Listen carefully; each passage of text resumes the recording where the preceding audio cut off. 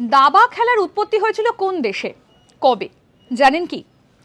অনেকেই মনে করেন যে দাবা খেলার জন্ম হয়েছিল ভারতে, আবার কেউ কেউ বলে থাকেন না, ভারতের বাইরে।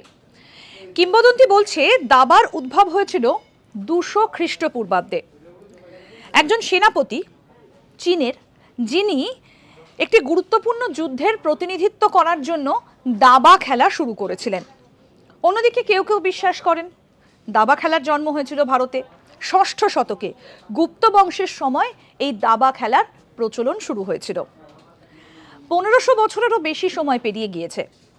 172টা দেশে এখনো পর্যন্ত দাবা খেলার প্রচলন রয়েছে এবং এটা অবশ্যই একটা পেশাদার খেলা। এবং এখানে আরও যেটা গুরুত্বপূর্ণ সেটা হচ্ছে, আগে কিন্তু এই দাবা খেলা হতো রাজ দরবারে, অর্থাৎ রাজাদের দরবারে। গ্রামে গ্রামে খেলা হতো, তবে এখন দেশ এবং গ্রামের গণ্ডি ছাড়িয়ে 172টা দেশ মোট এই দাবা খেলায় অংশগ্রহণ করে এবং এটা একটা পেশাদারি খেলা। দেখতে থাকুন আজ তাক বাংলার ইউটিউব চ্যানেল, সাবস্ক্রাইব করুন।